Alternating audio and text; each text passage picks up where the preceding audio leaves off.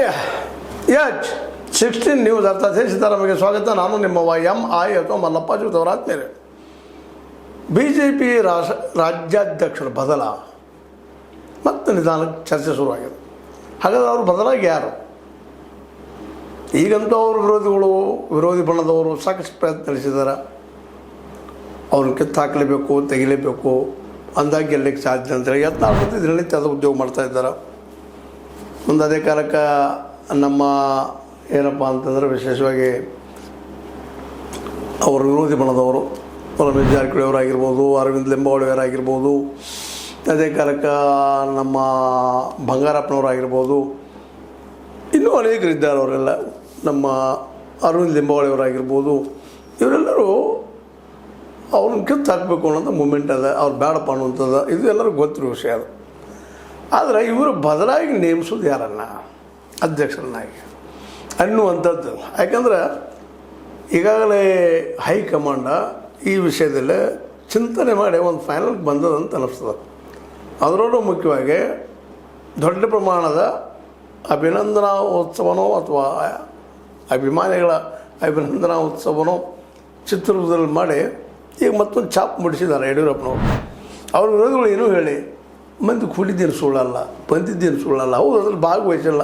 ರಮೇಶ್ ಜಾರಕಿಹೊಳಿ ಅವರಾಗಿರ್ಬೋದು, ಅದೇ ಕಾಲಕ್ಕೆ ನಮ್ಮ ಬಂಗಾರಪ್ಪನವರಾಗಿರ್ಬೋದು, ಅಥವಾ ಇನ್ನುಳಿದವರಾಗಿರ್ಬೋದು, ಅಥವಾ ಏನಪ್ಪ ಅಂದರೆ ವಿಶೇಷವಾಗಿ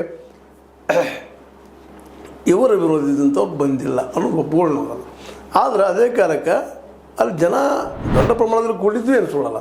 ಏನು 10 ಲಕ್ಷ 15 ಲಕ್ಷ ಕೂಡಿಲ್ಲ ಅಂತ ಒಪ್ಕೊಳ್ಳೋಣ ಮಾತನ್ನು. ಬಟ್ ಕೂಡಿದ್ರು 2 ಲಕ್ಷ 3 ಲಕ್ಷ ಕೂಡಿದ್ರು ಅನ್ನೋದು ಅಷ್ಟು ಸತ್ಯದ. ಅದೇನೂ ಇರಲಿ, ಆ ಮೂಲಕ ಹೈಕಮಾಂಡ್ ಇದ್ದಿದ್ದು ಈಗಾಗಲೇ ಯಡಿಯೂರಪ್ಪ ಮತ್ತು ಅವ್ರ ಮಗ ಗ್ಯಾರಂಟಿಪ್ಪ ಅಂತೇಳಿ. ನಂತರದಲ್ಲೇ ವಿಜೇಂದ್ರನ ಕರೆಸು ಸಹಿತ ಶಾರ್ ಅವರು ಇತ್ತೀಚೆಗೆ ಮಾತಾಡಿದಾರಂತೂ ಸುದ್ದಿಗಳು ಇದ್ದಾವೆ. ಅಂದ್ರೆ ಫಿಕ್ಸ್ ಅಂತೆ ಇವ್ರನ್ನ ಕಿತ್ತಾಕೋದು ಸುಲಭದ ಕೆಲಸ ಅಲ್ಲ ಅನ್ನುವಂಥ ಈ ಎಲ್ಲ ಸರ್ಕಮ್ಸ್ಟನ್ಸಸ್ ಎವಿಡೆನ್ಸಸ್ ಅಂತೀವಿ ನಾವು. ಆ ನೆಲೆಗಟ್ಟಲ್ಲಿ ವಿಚಾರ ಮಾಡಿದಾಗ ಇವರು ನಮ್ಮ ಏನಪ್ಪ ಅಂತಂದ್ರೆ ವಿಶೇಷವಾಗಿ ಈ ವಿಜೇಂದ್ರವರನ್ನು ತೆಗೆದುಹಾಕಿ ಮಾಡೋದು ಯಾರನ್ನು? ಯಾಕಂದರೆ ಇವತ್ತು ಆ ದೊಡ್ಡ ಯಡಿಯೂರಪ್ಪನವರ ಎತ್ತರದ ವ್ಯಕ್ತಿತ್ವದ ನೀವು ಅನ್ಬೋದು. ಯತ್ನಾಳು ದಿನನಿತ್ಯ ಟೀಕೆ ಮಾಡ್ತಾರೆ, ಒಪ್ಪನೋ ಮಾತನ್ನು. ಹೌದು ಅದಾವ, ಅವ್ರು ಇಲ್ಲಂತಲ್ಲ, ತಪ್ಪುಗಳಿದ್ದಾವೆ.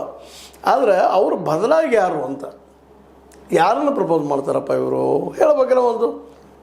ಯಾಕಂದ್ರೆ ಏನಾಯ್ತು ಗೊತ್ತಿಲ್ಲ, ನಮಗೂ ಗೊತ್ತಿರುವಂಥ ವಿಷಯ. ಸಮಸ್ಯೆಗಳಿದ್ದಾವೆ ನಮ್ಮಲ್ಲೇ. ಆ ಸಮಸ್ಯೆಗಳ ಒಂದು ಪರ್ಯಾಯಪ್ಪ ಇವ್ರು ಇಂಥ ಸಮಸ್ಯೆ ಇದ್ದಾರೆ, ಯಡಿಯೂರಪ್ಪನವ್ರು ಇಂಥ ಸಮಸ್ಯೆ ಇದ್ದಾವೆ. ಹಾಗಾದ್ರೆ ಇವ್ರು ಬಿಟ್ಟು ಯಾರು? ವಿಜೇಂದ್ರ ಅವ್ರು ಬಿಟ್ಟು ಯಾರು? ವಿಜೇಂದ್ರ ಅವರು ಹೆಂಗಿದ್ದಾರೆ ಒಂದದ್ದು ಪ್ಲಸ್ ಪಾಯಿಂಟ್. ಎರಡನೇದಾಗೆ ಇವತ್ತಿನ ರಾಷ್ಟ್ರೀಯ ಮಟ್ಟದ ಅಧ್ಯಕ್ಷ ನವೀನ್ ನಿತಿನ್ ಅವರು ಸಹಿತ ಹೆಂಗಿದ್ದಾರೆ? ಸ್ವತಂತ್ರವಾದ ಮೀಡಿಯಾಗೆ ಬೇಕಾಗಿರುವುದು ಸ್ವತಂತ್ರ ಧ್ವನಿ. ಆ ಸ್ವತಂತ್ರ ಧ್ವನಿ ಉಳಿಸಲು ನೀವು ಮಾಡಬೇಕಾದದ್ದು ಇಷ್ಟೇ. ಅದೇನಪ್ಪಾ ಅಂತಂತಂದ್ರೆ ನಿಮ್ಮ ಕೈಲಾದಷ್ಟು ಸಹಾಯ ಈ ಚಾನಲ್ಗೆ ಮಾಡಿ ಹಾಗೂ ನಿಮ್ಮ ಧ್ವನಿಯನ್ನು ಕಾಪಾಡಿಕೊಳ್ಳಿ. ಅಂದ್ರೆ ಹೊಸದಾಗಿನ ಪಾರ್ಟಿಯನ್ನು ಕಟ್ಟಬೇಕಾಗ್ಯದ. ಅಂಥವ್ರು ಯಂಗದೊಳಗೆ ಯಾರಿದ್ದಾರೆ? ಹೋಗ್ರಿ, ವಯಸ್ಸಾದವರಲ್ಲಿ ಯಾರು ರಾಜ್ಯ ಮಟ್ಟದ ನಾಯಕರಿದ್ದಾರೆ? ವಿ ಸೋಮಣ್ಣ ಬೆಂಗಳೂರು ಸುತ್ತಮುತ್ತ ಗೊತ್ತಿದ್ದಂಥವರು. ಮತ್ತು ಇಡೀ ರಾಜ್ಯದ ಒಂದು ಮುಖ ಅವರಲ್ಲಿಲ್ಲ. ಇಲ್ಲಿ ಯಡಿಯೂರಪ್ಪನವ್ರ ಮುಖ ಇರೋದರಿಂದ ಅವರ ಮಗನಿಗೂ ಸಹಜವಾಗಿ ನಮ್ಮಲ್ಲಿದ ಜಿನಾಲಜಿನ ನಮ್ಮಲ್ಲೇ ರಾಜನ ಮಗ ರಾಜ ಆಗುವಂಥದ್ದು ನಮ್ಮಲ್ಲ ಒಪ್ಕೊಳ್ತೀವಿ ನಾವು. ಹೌದು, ತಪ್ಪನದು ಕುಟುಂಬ ರಾಜಕಾರಣ ತಪ್ಪು, ಅದರಲ್ಲಿ ಎರಡು ಮಾತಿಲ್ಲ ಪ್ರಜಾಪ್ರಭುತ್ವದಲ್ಲೇ.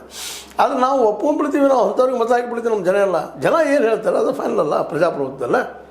ಹೀಗಾಗಿ ಯಡಿಯೂರಪ್ಪನವರಿಂದ ಒಂದು ಮತ ಬ್ಯಾಂಕ್ ಅದ, ಇಲ್ಲ ಅಂತಲ್ಲ. ಹೌದು, 113 ಸೀಟುಗಳನ್ನು ಗೆಲ್ಲುವಂಥ ಮತ ಬ್ಯಾಂಕ್ ಇಲ್ಲ. ಆದರೆ ಉಳಿದವರಲ್ಲಿ ಯಾರಲ್ಲಿದೆ ಅಂತಾದ್ರೂ ಬೇಗನ. ಹೌದು, ಇಲ್ಲ ಯತ್ನಾಳ್ರಿಗೆ ಮರಳಿ ತೊಗೊಂಡ್ರೆ ಪಕ್ಷಕ್ಕೆ ಅವ್ರು ಗೆಲ್ಲಿಸ್ಕೊಡ್ಬಲ್ರ? ಅವ್ರಲ್ಲಿ ಅಂಥ ಶಕ್ತಿ ಅದನ. ಯಾಕಂದ್ರೆ ಮಂದಿ ಕೂಡ್ತಾರ ಅಂದ್ರೆ ಕೂಡಿದ ಮಂದಿಲ್ಲ ಮತ ಹಾಕ್ತಾರಂತಲ್ಲ. ಹೌದು, ಸುವೇಂದು ಅಧಿಕಾರಿ ಏನಿತ್ತು ಅಲ್ಲಿ ವೆಸ್ಟ್ ಬೆಂಗಾಲ್ದಲ್ಲೇ ಹೆಚ್ಚು ಕಡಿಮೆ ಮಮತಾ ಬ್ಯಾನರ್ಜಿಯವರ ಎಡಬಲದಲ್ಲಿ ಅವ್ರ ವ್ಯಕ್ತಿತ್ವನ ಬೆಳೆಸ್ಕೊಂಡಿದ್ರು. ಅಲ್ಲಿ ಜನಕ್ಕೆ ಹೋರಾಟ ಮಾಡಿದವರು, ಇಡೀ ಬೆಂಗಾಲ್ ತುಂಬ ಅಡ್ಡಾಡಿ ತಮ್ಮ ವ್ಯಕ್ತಿತ್ವ ಬೆಳೆಸ್ಕೊಂಡವ್ರು.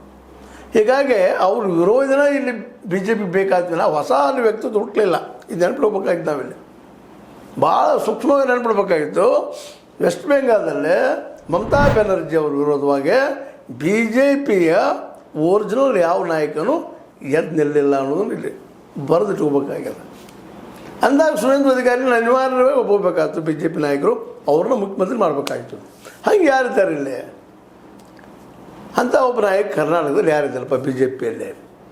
ಈ ಪ್ರಶ್ನೆ ಉತ್ತರ ಇವತ್ತು ಹೋಗ್ಬೇಕಾದ್ರೆ ಯತ್ನಾಳಲ್ಲಿ ಹೌದು ಭಾಷಣಕಾರ ಇದ್ದಾರೆ, ಚಂದ ಮಾತಾಡ್ತಾರೆ, ಜನನು ಕೂಡ್ತಾರೆ, ಹಿಂದುತ್ವ ಹುಲಿ ಅಂತಾರೆ. ಹುಲಿನ ಅಂತ ಇಟ್ಕೊಳ್ರಿ, ಸಿಂಹರ ಇಟ್ಕೊಳ್ರಿ, ಯಾವುದ್ರಿಲ್ರಿ. ಉಗ್ರತ್ವಕ್ಕೆ ಒಂದು ದೊಡ್ಡ ಉದಾಹರಣೆಗಳಿವೆಲ್ಲ. ಹೋಗ್ರಿ, ಪ್ರತಾಪ್ ಸಿಂಹ ಆದರು ರಾಜ್ಯ ಮಟ್ಟದ ವ್ಯಕ್ತಿತ್ವ ಪಡ್ಕೊಂಡಿದ್ದಾರೆ. ಹೋಗಿ ಸೂರ್ಯಕುಮಾರ್, ನಮ್ಮ ಯಾರು ಸೂರ್ಯ ತೇಜಸ್ವಿ ಒಳ್ಳೆ ಹೆಂಗಿದ್ದಾರೆ ಇಲ್ಲ ಅಂತಲ್ಲ. ಆದ್ರೆ ಇಲ್ಲಿ ಬ್ಯಾಕ್ಗ್ರೌಂಡ್ ಏನು ಅವ್ರಿಗೆ ಏನಿದೆ ಅಂದರೆ ಇದರ ಅರ್ಥ ರಾಜ್ಯ ಮಟ್ಟದಲ್ಲ ಇಂಥವ್ರು ಯಾರು ಬೆಳೆದಿಲ್ಲ. ಸಿ ಟಿ ರವಿ ರಾಜ್ಯ ಮಟ್ಟದವ್ರು ಏನವರು, ಅವಳಂಥ ವ್ಯಕ್ತಿತ್ವದ ಏನು, ಇವೆಲ್ಲ ಗಮನಿಸಬೇಕಾಗಿದೆ. ಹೌದು, ಸಿ ಟಿ ರವಿ ವ್ಯಕ್ತಿತ್ವದ ನಿಜವಾಗಿಯೂ ವಿಜೇಂದ್ರ ಅವ್ರಿಗೆ ಎತ್ತರದ ವ್ಯಕ್ತಿತ್ವ ಒಪ್ಕೊಂಡು. ಆದ್ರೆ ವಿಜೇಂದ್ರ ಅವ್ರನ್ನ ಗೆಲ್ಲಿಸೋದಕ್ಕೆ ಯಡಿಯೂರಪ್ಪನವರು ಮತ್ತು ಅವರು ಇಲ್ಲಿವರೆಗೆ ಮಾಡಿದ ರಾಜಕೀಯ ಜೊತೆಗೆ ಆರ್ಥಿಕವಾಗಿ ಬಲಿಸ್ತಿದ್ದಾರೆ ಅಂತ ಇಡೀ ರಾಜ್ಯ ಮಟ್ಟದಲ್ಲಿ ಆರ್ಥಿಕವಾಗಿ ದುಡ್ಡನ್ನು ಇನ್ವೆಸ್ಟ್ ಮಾಡಿ ಗೆಲ್ಲುವಂಥ ಅದು ಹೋಗಲಾದ ಬೇಡ. ಪಾರ್ಟಿ ಅದು ದೊಡ್ಡ ಪ್ರಮಾಣದಲ್ಲಿ ಪಾರ್ಟಿ ಫಂಡು ಸಾಕಷ್ಟು ಬರ್ತದೆ BJPಗೆ. ಸಿ ಟಿ ರವಿ ಅವರು ರಾಜ್ಯ ಮಟ್ಟದ ನಾಯಕರಾಗಿ ಹೊರಹೊಮ್ಮಬಹುದಾ? ಯಡಿಯೂರಪ್ಪನವರು ಸಪೋರ್ಟ್ ಮಾಡ್ಬೋದಾ? ಹೋಗಿ ವಿ ಸೋಮಣ್ಣ ಆಗಿರ್ಬೋದು. ಮತ್ತು ನಮ್ಮ ಬೊಮ್ಮಾಯಿ ಅವರು ಉತ್ತರ ಕನ್ನಡ ಸೀಮಿತ. ಇನ್ನು ಉಳಿದ್ರೆ ಯಾರು ಸದಾನಂದ ಗೌಡರು ಅಲ್ಲೆಲ್ಲ ದಕ್ಷಿಣ ಕರ್ನಾಟಕ ಉತ್ತರ ಕನ್ನಡ ಅಲ್ಲೆಲ್ಲ ಸೀಮಿತ ಆಗಿಬಿಡ್ತಾರೆ. ಮತ್ತು ಯಾರಪ್ಪ ಇಲ್ಲಿ ಉಳಿದವರು? ಪ್ರಹ್ಲಾದ್ ಜೋಶಿ ಧಾರವಾಡದಲ್ಲಿ ಮೊನ್ನೆ ಒದ್ದಾಡಿ ಗೆದ್ದು ಬಂದಿದ್ದಾರೆ. ಪ್ರಹ್ಲಾದ್ ಜೋಶಿ ರಾಜ್ಯ ಮಟ್ಟದ ನಾಯಕರ ಯಾರಪ್ಪ? ಒಂದು ಕಾಲಕ್ಕಿತ್ತು ಅನಂತಕುಮಾರ್ ಅವರು ಡೆಡ್ ಅವ್ರು ಅಗೇನ್ಸ್ಟ್ ಇದ್ದರು, ಸದ್ಯ ಯಡಿಯೂರಪ್ಪನ ಅಗೇನ್ಸ್ಟ್ ಇದ್ದರು. ಯಡಿಯೂರಪ್ಪ ಅವ್ರನ್ನ ಬೆಳೆಯಗೊಳ್ಳಲಿಲ್ಲ, ಅಥವಾ ಅವರಿಗೆ ಯಡಿಯೂರಪ್ಪನ ಮೀರಿ ನಿಲ್ಲುವಂಥ ವ್ಯಕ್ತಿತ್ವ ಬರಲಿಲ್ಲ ಅನಂತಕುಮಾರ್ ಅವ್ರಿಗೆ. ಈಗ BL ಸಂತೋಷ್ ಅವರು ಬುದ್ಧಿವಂತರು ಸಾಕಷ್ಟಿದ್ದಾರೆ, ಆದರೆ ಅವ್ರು ಮಾಸ್ ಲೀಡರ್ ಅಲ್ಲ. ಅಂದಾಗ ಇವತ್ತು ವಿಜಯೇಂದ್ರರು ಹೌದು ಎಲ್ಲರೂ ಕೇಳ್ತಾ ಇದ್ದಾರೆ, ಮಾತಾಡ್ತಾ ಇದ್ದಾರೆ, ಬರೋರಿದ್ದಾರೆ. ನಮ್ಮ ಏನಪ್ಪ ಅಂದರೆ ವಿಶೇಷವಾಗಿ ಶಿವಪ್ರಕಾಶ್ ಅಂತ ಹೇಳಿಸಿದವರು ಪಕ್ಷದ ರಾಷ್ಟ್ರೀಯ ಜಂಟಿ ಸಂಘಟನಾ ಕಾರ್ಯದರ್ಶಿ ಶಿವಪ್ರಕಾಶ್ ಬರ್ತಾ ಇದ್ದಾರೆ. ಎಲ್ಲರಿಗೂ ಭೇಟಿಯಾಗಿ ಅಭಿಪ್ರಾಯ ಕೇಳ್ತಾ ಇದ್ದಾರೆ, ಸಂಗ್ರಹ ಮಾಡೋದಂಥ ಪ್ರಯತ್ನ ಮಾಡ್ತಾ ಇದ್ದಾರೆ. ಸುತ್ತುಳಿದಾವೆ, ಮಾಡಲಿ ಏನು ತಪ್ಪಿಲ್ಲ. ಅದು ಎಲ್ಲರಿಗೂ ಭೇಟಿಯಾಗಿ ಮಾತಾಡಲಿ, ಅದು ತಪ್ಪಿಲ್ಲ. ಹಾಗಾದ್ರೆ ಅದಾರೆ ಯಾರು? Who is the one of the finest the performer of the opposition party? ಯಾರಿದ್ದಾರಪ್ಪ ಅವರಲ್ಲೇ? ವಿಜೇಂದ್ರರ ಅಥವಾ ಯಡಿಯೂರಪ್ಪರ ಎಡಬಲದಲ್ಲಿ ಅವ್ರು ಯಾರಿದ್ದಾರೆ? ಹೀಗಾಗಿ ಇವತ್ತು ನಮ್ಗೆ ಗೊತ್ತಿದ್ದಂಗೆ ಮತ್ತು ಈಗಾಗಲೇ ನಮ್ಮ ಶಾರ್ ಅವ್ರನ್ನ ಸಾಮಾನ್ಯರಲ್ಲ, ಅಮಿತ್ ಶಾ ಅವರು ಹೆಚ್ಚು ಕಡಿಮೆ ಒಪ್ಕೊಂಡಂಗಾಗಿದ್ದಾರೆ. ಯಾಕಂದ್ರೆ ಇನ್ನೊಬ್ಬ ನಾಯಕ ಬಂದು ಲೀಡರಾಗಿ ಬೆಳೆದು ನಿಲ್ಲುವಂಥದ್ದು ಭಾಳ ಕಷ್ಟ ಅದ.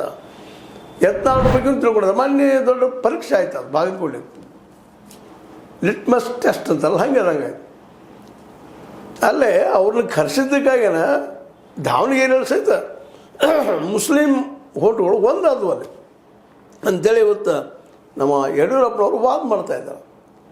ಇವ್ರೇನು ತಿಳ್ಕೊಂಡಿದ್ರು, ಬಾಗಲಕೋಟೆಗೆ ಬಂದರೆ ಗೆಲ್ತಾರೆ ಇವರು ಅಂತೇಳಿ. ಬರೀ ಮಾತಾಡಿದ್ರೆ ಗೆಲ್ತಿದ್ರು, ಗೆಲ್ಲಬೇಕಾಗಿತ್ತಲ್ಲ. ಮೊನ್ನೆ ಬಾಗಲಕೋಟೆಯಲ್ಲೇ ಅವರು ಸಾಮಾನ್ಯರ ನಮ್ಮ ಯಾರು ಅಲ್ಲಿ ಬಾಗಲಕೋಟೆ ಇದು ಶಾಸಕಕ್ಕಾಗಿ ವೀರಣ್ಣ ಚಲತಿ ಮಾಡ್ರು. ಅವರು ಅಸಾಮಾನ್ಯ ವ್ಯಕ್ತಿತ್ವವರು ಮತ್ತು ಸಂಘ ಪರಿವಾರದವರು. ಅವರೇ ಸ್ವತಃ ಅವ್ರನ್ನ ಕರೆಸಿದರು. ನಾನು ಯಡಿಯೂರಪ್ಪನ ಬಿದ್ದು ಹೋಗ್ತೀನಿ ಆಮೇಲಪ್ಪ ಅನ್ನೋ ದೃಷ್ಟಿಕೋನದಿಂದ. ಯಾಕಂದರೆ ಯಡಿಯೂರಪ್ಪವ್ರಿಗೆ ಯತ್ನಾಳ್ರಿಗೆ ಆಗೋದಿಲ್ಲ ಅನ್ನೋದು ಗೊತ್ತಿದ್ದು ಅವ್ರು ಬಂದು ಪ್ರಚಾರ ಮಾಡಲಿ ಅಂತ ಹೇಳಿದರು. ಪ್ರಚಾರ ಮಾಡಿದ ಪರಿಣಾಮ ಏನಾಯ್ತು? ಕಳೆದ ಸಲಕ್ಕಿಂತ ಹೆಚ್ಚು ಮತಗಳ ಅಂತರದಿಂದ ಸೋತರು ಅವರು. ಅಂದರೆ ಇದರರ್ಥ ಜನ ನೋಡ್ತಾ ಇರ್ತಾರೆ. ಕೇವಲ ಹಿಂದುತ್ವವಾದವನ್ನು ಮಾಡೋದನ್ನು ಗೆಲ್ತಾರೆ ಅನ್ನೋದಲ್ಲ. ಅದರ ಪರಿಣಾಮ ದಾವಣಗೆರೆಯಲ್ಲೇ BJP ಗೆಲ್ಲುವ ಅಭ್ಯರ್ಥಿ ಸೋತು ಹೋಗ್ಬಿಟ್ರು ಅಂತ ವಾದಗಳಿದ್ದಾವೆ. ಅಂದ್ರೆ ಕೇವಲ ಯತ್ನಾಳ್ ಜೊತೆ ಮಾತಾಡೋದಷ್ಟೇ ಅಲ್ಲ, ಜನರ ವಿಶ್ವಾಸಗಳು ಸ್ವಂತ ವ್ಯಕ್ತಿತ್ವರಲ್ಲಿ ಅದಾನ. ಯಾಕಂದರೆ ಇವತ್ತು ಒಂದಿಷ್ಟು ಸ್ವಲ್ಪ ಜಾತ್ಯತೀತವಾಗಿ ನಮ್ಮ ಯಡಿಯೂರಪ್ಪನವರು ಕಾಣ್ತಾ ಇದ್ದಾರೆ. ಅದಕ್ಕೆ ಅವರು ಕರ್ನಾಟಕದಲ್ಲಿ ಅಟ್ಲೀಸ್ಟ್ 100-105 ಸೀಟುಗಳು ಗೆಲ್ಲುವಂಥ ಹಂತಕ್ಕೆ ಬಂದಿದ್ದಾರೆ. ಅದು BJP ಜೊತೆಗಿದ್ದಾಗ. ಮತ್ತು ಮೊನ್ನೆ 2023 ಅವ್ರನ್ನ ದೂರ ಸರಿಸಿದ ಪರಿಣಾಮ ಏನಾಗೈತಿ ಇವೆಲ್ಲನೂ ಗೊತ್ತದ. ಮೋಸ್ಟ್ಲಿ ಶಾರ್ ಅವರು ಸುಮ್ಮನೆ ಇದೇನಪ್ಪ ಒಂದಿಷ್ಟು ಗಿವಿಕ್ ನಾವು ನಿಮ್ಮ ಮಾತನ್ನು ಕೇಳಿದ್ದೀವಿ, ಪ್ರಶ್ನೆ ಮಾಡಿದ್ದೀವಿ, ಎಲ್ಲರೂ ಹಿಂಗೆ ಹೇಳಿದ್ರು ಅಂತ ಹೇಳಿ ಬಿಡುವಂಥದ್ದು ಇರ್ಬೋದು. ಆದರೆ ಶಾರ್ ಅವ್ರ ಮುಂದೆ ಮೋದಿಯವ್ರ ಮುಂದೆ ದೊಡ್ಡ ಒಂದು ಏನಪ್ಪ ಸಮಸ್ಯೆ ಇರುವಂಥದ್ದು ಅಂದರೆ ಯಡಿಯೂರಪ್ಪನವರ ಬದಲಾಗಿ ಲೀಡರ್ಶಿಪ್ ಯಾರು ಕೇರ್ಕೊಳ್ಳೋದು ಕರ್ನಾಟಕದ ಅನ್ನುವಂಥದ್ದು. ಅದಕ್ಕಾಗಿ ಅವರು ಪ್ಲ್ಯಾನ್ ಮಾಡ್ಕೊಂಡಿದ್ದಾರೆ. ಈ ಸಲ ಏನು ಸಿಂಪಲ್ಲಾಗಿ ಹೌದು, ಅವ್ರ ಮಗಳ ಆಸೆ ಇದ್ದರೂ ಸಹಿತ ಒಂದು ವೇಳೆ JDS ಇದ್ದಿದ್ದು ಹೆಚ್ಚಿನ ಪ್ರಮಾಣದಲ್ಲಿ ಗೆದ್ದು ಬಂದ್ರೆ ಮತ್ತು ಅದೇ ಕಾಲಕ್ಕೆ BJPಯಿಂದ ಸೀಟ್ಗಳು ಬಂದಪ್ಪ ಅಂದರೆ ಅಂಥ ಪ್ರಸಂಗದಲ್ಲ JDS ಬೇಕಾದ್ರೆ CM ಸೀಟ್ ಕೊಟ್ಟಾದರೂ ನಾವು ಅಧಿಕಾರ ಹಿಡ್ಕೋಬೇಕು ಅನ್ನುವಂಥ ನೆಲೆಗಟ್ಟಲೆ ವಿಚಾರ ಮಾಡ್ತಾ ಇದ್ದಾರೆ. ಲಿಂಗಾಯತ್ ಮತ್ತು ಒಕ್ಕಲೆ ಕಾಂಬಿನೇಷನ್ ಮಾಡೋ ವಿಚಾರಕ್ಕೆ ಬಂದಿದ್ದಾರೆ ಅಂತ ಈಗ ನಾನು ಹಲವು ಸಲ ಈ ವಿಷಯಗಳನ್ನ ನಿಮ್ಮ ಮುಂದೆ ಇಟ್ಟಿದ್ದೀನಿ. ಹೀಗಾಗಿ ವಿಜಯೇಂದ್ರ ಬದಲಾಗಿ ಯಾರು ಅನ್ನೋದು ಉತ್ತರ ಮಾತ್ರ ಇವತ್ತು ಇನ್ನೂ ಸಿಗ್ತಾ ಇಲ್ಲ. ಹೌದು, ಅವ್ರು ವಿರೋಧಿಗಳಿದ್ದಾರೆ, ಒಪ್ಪು ನಾವು ಮಾತನ್ನು ಅವ್ರು ಅದನ್ನು ವಿರೋಧಿಸ್ತಾರೆ. ವಿಜಯೇಂದ್ರ ಬೇಡಪ್ಪ, ಅವ್ರು ಭ್ರಷ್ಟಾಚಾರದವರಪ್ಪ, ಹಾಗಿದ್ದಾರೆ, ಜೈಲು ಹೋಗಿ ಬಂದರೆ ಎಲ್ಲ ಹೇಳ್ಬೋದು, ಅವೆಲ್ಲ ಸತ್ಯನ. ಆದ್ರೆ ಇಲ್ಲಿ ಬಂದಿದ್ದ ದೊಡ್ಡ ಸಮಸ್ಯೆ ಹೈಕಮಾಂಡ್ ಮುಂದೆ ಯಡಿಯೂರಪ್ಪರ ಬದಲಾಗಿ ಯಾರು? ಯಡಿಯೂರಪ್ಪ ಅಂದ್ರೆ ವಿಜಯೇಂದ್ರ ಯಡಿಯೂರಪ್ಪ ತಮ್ಮ ಮಗನ ಸಲುವಾಗಿ ಇದೆಲ್ಲ ಮಾಡ್ತಾ ಇದ್ದಾರೆ. ಮಾನ್ಯ ಆದಂಥ ಸಮಾವೇಶಕ್ಕೆ ಸ್ವತಃ ಅವರ ದುಡ್ಡು ಹಾಕಿದ್ದಾರೆ ಅಂತ ಕೆಲವು ಸುದ್ದಿಗಳಿದ್ದಾವೆ. ತಮ್ಮ ಇಮೇಜನ್ನು ಬೆಳೆಸೋ ಸಲುವಾಗಿ ಮಾಡ್ತಾ ಇದ್ದಾರೆ. ದೇಶದಲ್ಲಿ ಇಂಥ ಇನ್ವೆಸ್ಟ್ ಮಾಡುವಂಥ ಎಲ್ಲ ಸಾಧ್ಯತೆಗಳಿದ್ದಾವೆ. ಮೇಲೆ ಇಂಥ ಒಂದು ಸಮಾವೇಶ, ವಿಮಾನೋತ್ಸವ ಇಡೀ ರಾಜ್ಯ ತುಂಬ ಮಾಡುವಂಥ ಎಲ್ಲ ಪ್ಲಾನ್ಗಳು ಹಾಕ್ಕೊಂಡಿದ್ದಾರೆ. ಹೀಗಾಗಿ 2022 ಸಮೀಪ ಬಂದದ. ಈ ಸಂದರ್ಭದಲ್ಲಿ ವಿಜಯೇಂದ್ರವರನ್ನು ಬದಲಾಯಿಸಿದರೆ BJP ಇದ್ದಷ್ಟು ಸಿದ್ದು ಬರಲಿಕ್ಕಿಲ್ಲ ಅನ್ನುವಂಥ ಒಂದು ವಾದವನ್ನು BJPಯಲ್ಲಿಯ ರಾಜಕೀಯ ತಜ್ಞರು ಮಾಡ್ತಾ ಇದ್ದಾರೆ. ಹೀಗಾಗಿ ಮೋಸ್ಟ್ಲಿ ಈ ನೆಲೆಗಟ್ಟಲೆ ಒಂದೇನೋ ಸಂಗ್ರಹ ಮಾಡ್ತಾಯಿದ್ದಾರೆ. ಅದಕ್ಕೆ ಬಂದಿದ್ದಾರೆ ನಮ್ಮ ಏನಪ್ಪ ಅಂತಂದ್ರೆ ಶಿವಪ್ರಕಾಶ್ ಅವರು, ಅವ್ರ ಜೊತೆಗೆ ಮೊನ್ನೆ ಇನ್ವೈಟ್ ಮಾಡಿದವರು ಗೋವಿಂದ ಕಾರಜೋಳರು, BC ಪಾಟೀಲರು, ಉಳಿದವರೆಲ್ಲ ಭಾಳ ಜನ ಇವತ್ತಿಗೂ ಸಹಿತ ಯಡಿಯೂರಪ್ಪನ ಜೊತೆ ಗುರುತಿಸ್ಕೊಳ್ತಾ ಇದ್ದಾರೆ. ಕಾರಜೋಳ ಇರ್ಬೋದು, ಇನ್ನೊಬ್ರು ಇರ್ಬೋದು, ಇಲ್ಲೇ ಒಂದು 8 ಜನ ಇದ್ದಾರೆ. ಅವರಿಗೆ ತಮ್ಮ ಕ್ಷೇತ್ರಕ್ಕೆ ಗೆದ್ಕೊಂಡ್ಬರುವಂಥ ಸಾಧ್ಯತೆಗಳಿದ್ದಾವೆ. ಆದರೆ ಇಡೀ ರಾಜ್ಯ ಮಟ್ಟದಲ್ಲಿ ಇಡೀ ಒಂದು ವ್ಯವಸ್ಥೆಯನ್ನು ಬದಲು ಮಾಡ್ಕೊಂಡು ಬರ್ಲಿಕ್ಕೆ ಸಾಧ್ಯ ಇಲ್ಲ, ಅವ್ರಿಗೆ ಕನ್ಫರ್ಮ್ ಅದ. ಹೀಗಾಗಿ ಇರೋ ದಾರಿ ಒಂದು ಯಡಿಯೂರಪ್ಪನವರ ವಿಶ್ವಾಸ ಗಳಿಸಿಕೊಳ್ಳೋದು, ಜೊತೆಗೆ JDS ಗ್ಯಾಸನ್ನು ತೊಗೊಳ್ಳೋದು, ಒಕ್ಕಲಿಗ ಮತ್ತು ಲಿಂಗಾಯತ್ ಕಾಂಬಿನೇಷನ್ ಮಾಡೋದು. ಈಗಂತೂ ಹೆಚ್ಚು ಕಡಿಮೆ ಹಿಂದುಳಿದ, ದಲಿತ, ಆದಿವಾಸಿ ಮತ್ತು ಅಲ್ಪಸಂಖ್ಯಾತರು ಕಾಂಗ್ರೆಸ್ ಜೊತೆಗೆ ಗುರುತಿಸಿಕೊಂಡಿದ್ದರಿಂದಾಗಿ ಅದಕ್ಕೆ ಒಂದೇ ಏನಪ್ಪ ಅಂತಂದರೆ ಪ್ರಬಲವಾದದ್ದು ಲಿಂಗಾಯತ್ ಮತ್ತು ಒಕ್ಕಲಿಗ. ಇವು ಕಾಂಬಿನೇಷನ್ ಮಾಡಿ ಅದರಲ್ಲಿ ಯಡಿಯೂರಪ್ಪನವ್ರನ್ನ ಮತ್ತು ಜೊತೆಗೆ ಈ ದೇವೇಗೌಡರು ಅಥವಾ ಕುಮಾರಸ್ವಾಮಿ ತೊಗೊಂಡು ಹೋಗೋದು. ಅವ್ರು ಮ್ಯಾಕ್ಸಿಮಮ್ 60, 70, 80% ಅಂತ ಹೇಳ್ತಾರೆ JDS ಅವರು. ಅದ್ರಾಗ 30-40 ಬಂದರೂ ಸಹಿತ ನೋಡೋದು ಅವು ಪರಿಸ್ಥಿತಿ ನೋಡಿಕೊಂಡು CMದ ಯಾರು ಕೊಡಬೇಕಾಗ್ತದೆ ವಿಚಾರ ಮಾಡುವಂಥ ಲೆಕ್ಕದಲ್ಲಿದ್ದಾರೆ. ಮತ್ತು ಇವೆಲ್ಲ ಡೆವಲಪ್ಮೆಂಟ್ ನೋಡಿದಾಗ ಸರ್ ಅನ್ನಿಸ್ತಾ ಇದೆ.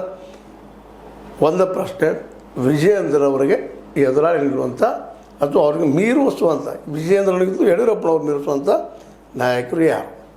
ಅದಕ್ಕೆ ಇವತ್ತು ಇದನ್ನು ಕಗ್ಗಂಟಾಗಿದೆ. ಮತ್ತು ಅದು ಹೈಕಮಾಂಡ್ ಇದನ್ನು ಚಿಂತನೆ ಮಾಡ್ತದೆ, ಗೊತ್ತದ ಅವ್ರಿಗೆ ಪರಿಸ್ಥಿತಿ.